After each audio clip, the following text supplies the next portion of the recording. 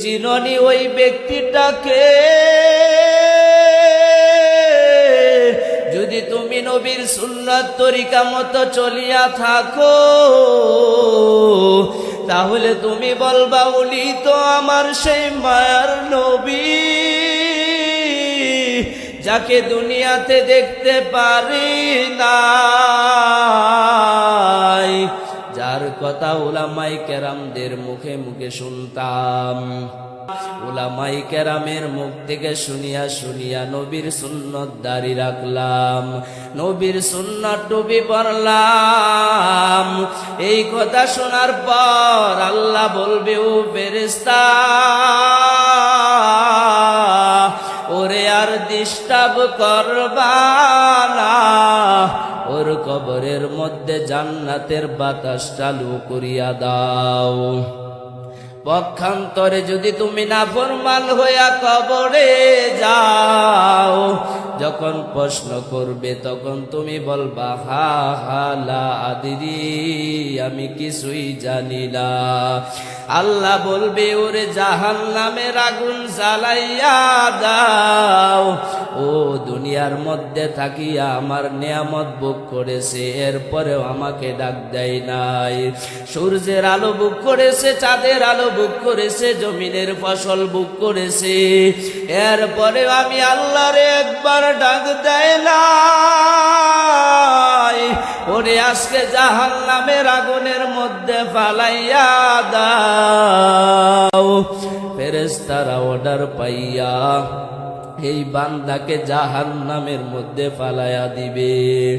আজকে যদি তুমি গুনাহ নিয়া কবরে যাও, তোমার কবরটা জাহান্নামের আগুন দিয়া ভরিয়া যাবে। আয়েশা প্রশ্ন করবে, তোমার রবের পরিচয় দাও, তোমার ধর্মের পরিচয় দাও, তোমার নবীর পরিচয় দাও। যদি তুমি মুমিন হয়ে থাকো, তুমি বলবা রব্বি আল্লাহ, আমার রব হচ্ছে আল্লাহ। কারণ যেই দিন আমি দুনিয়াতে এসেছিলাম আমি কিছু খাইতে পারি না, ওই দিনও আমাকে আমার আল্লাহ খাবারের ব্যবস্থা করে দিয়েছে। ওই আল্লাহরে ছাড়া আমি দুনিয়াতে কারো ইবাদত করি নাই। 2 নাম্বার প্রশ্ন যখন করবে, তোমার ধর্মের পরিচয় দাও, তখন বলবে আমার ধর্ম হলো দ্বীনি আল ইসলাম। 3 নাম্বার প্রশ্ন করবে, তোমার নবীর পরিচয় দাও।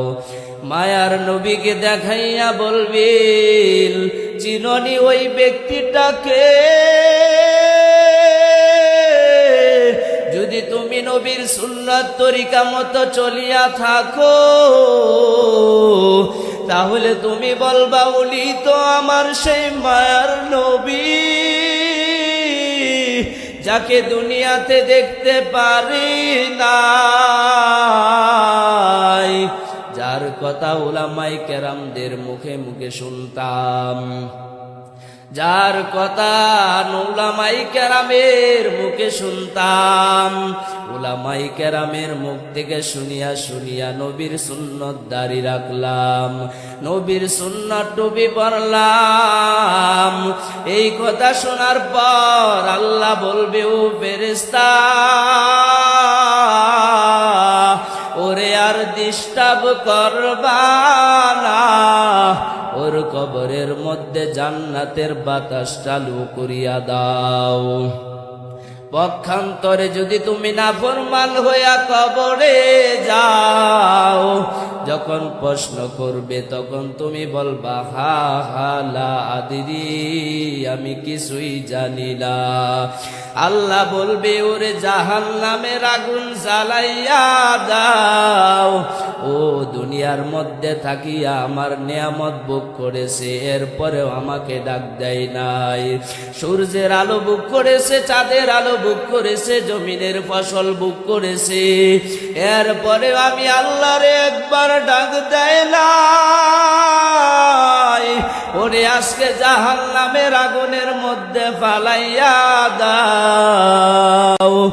ফেরেশতারা অর্ডার পাইয়া এই বান্দাকে জাহান্নামের মধ্যে ফালায়া দিবে। আজকে যদি তুমি গুনাহ নিয়া কবরে যাও, তোমার কবরটা জাহান্নামের আগুন দিয়া ভরিয়া যাবে। আল্লাহ তাআলা কোরআনের মধ্যে সব বলে দিয়েছেন। নেক আমল যারা নিয়ে যাবে তারা জান্নাতের পথিক। ইন্নাল আবরারা লাফি নাঈম ওয়া ইন্নাল ফুজ্জারা লাফি জাহিম। যারা নেক আমল নিয়ে যাবে তারা জান্নাতের পথিক, যারা গুনাহ নিয়ে কবরে যাবে তারা জাহান্নামের পথিক। আর জান্নাতটা কেমন আরামের ঘর আমার আল্লাহ তাও বয়ান করেছেন। জান্নাতিন তাজরি মিন তাহতিহাল আনহার, জান্নাতের তলদেশে নহর জারি থাকবে। মা তাশতাহি আনফুসুকুম, জান্নাতটা এমন আরামের ঘর, সেখানে তুমি যেইটা চাইবা সেটাই তোমার সামনে এসে হাজির হইয়া যাবে। ওরে এলাকার আম্মা জান, আজকে আপনি নামাজ পড়তে চান না, স্বামীর কথা মানতে চান না, যদি গুনাহ নিয়া কবরে যাও, ওই কবরের মাটির চাপ কেমনে সহ্য করবা? এই কবরের আযাব সহ্য করতে পারবা না।